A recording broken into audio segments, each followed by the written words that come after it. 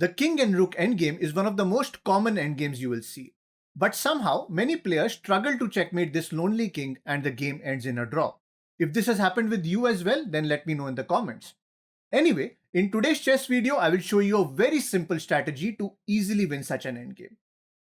First, let's see how you can set up these three pieces so that it actually results in a checkmate.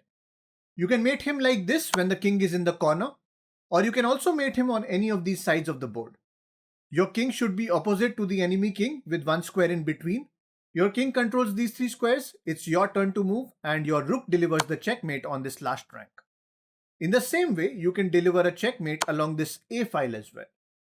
Basically, in an endgame like this, you need to have the opponent's king on any of these edges to deliver a checkmate. You cannot mate him if he's in the middle. Alright, so let's assume you got the opponent's king to a side of the board. Your king is right in front of the opponent's king, so you can simply deliver a checkmate like this. But what if in this position it is your opponent's turn? He knows that you're threatening a checkmate, so he will run away to either side. Now this can't be a checkmate, right? So how do you go about this?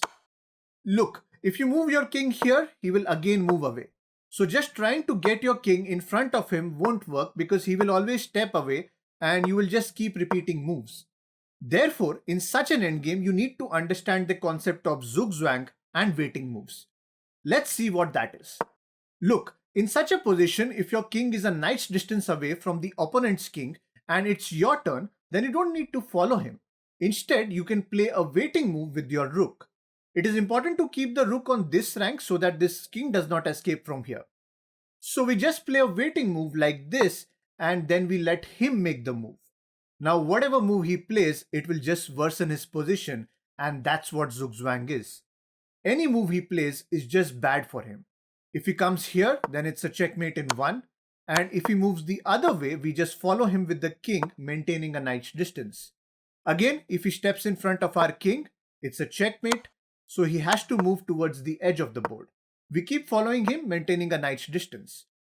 Ultimately, we get his king to a corner of the board, and after we move our king, he is forced to come right in front of us, and here's how you can simply finish off the black king in the same mating pattern that I showed you earlier. Alright, now that you understood the concept of Zugzwang, let's see how we can drag the enemy king to any of these sides because you can only mate him when he's on any of these edges of the board. We'll apply the same concept. Let's take this example, which is like the worst case scenario. The black king is right in the center and now you need to force him to an edge of the board. Let's aim to push him to this side of the board. The first step is to use your rook to restrict your opponent's king. Let's begin by getting our rook here.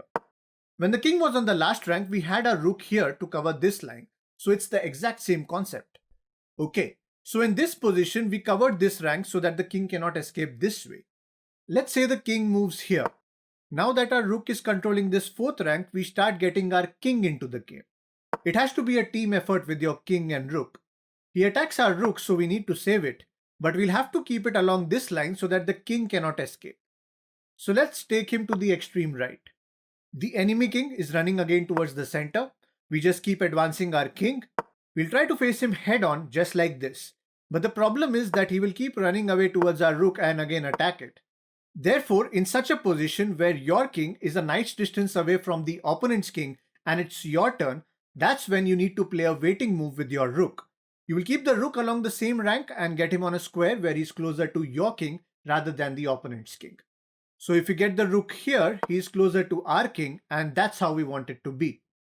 If he again goes after our rook, he comes right in front of our king, so we can give a check, and now that these three squares are covered, he's forced to go back. We also keep advancing our king further, getting him closer to this edge of the board. So it's the exact same concept as we saw earlier. Going back, in this position, if he runs this way, then we just follow him maintaining a knight's distance.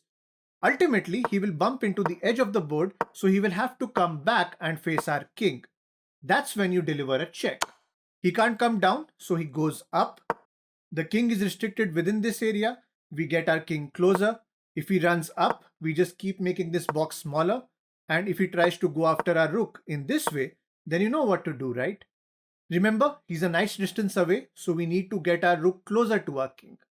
Right now, he's closer to the opponent's king, so we get him this side, keeping it on the 5th rank.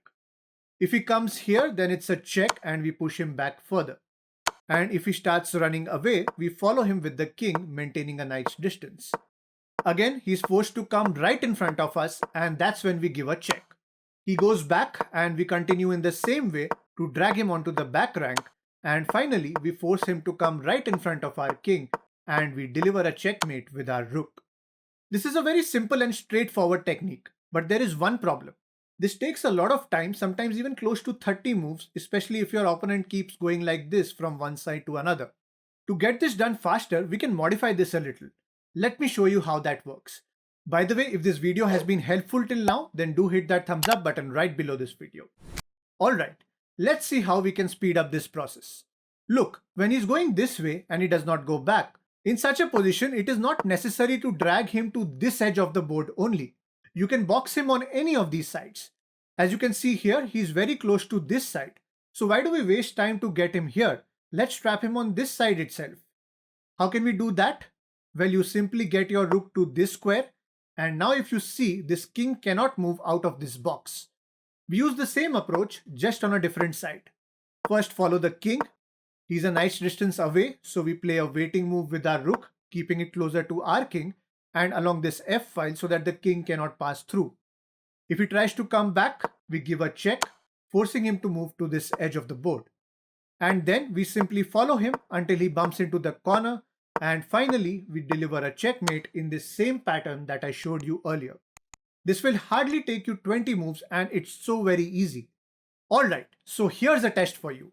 How will you checkmate the black king in this position? Do share your answers in the comment section below. Guys, don't forget to like and subscribe, and if you want to learn how to checkmate with 2 bishops in the endgame, then check out this video which is showing up on your screen right now. Thanks for watching and I shall see you in the next one.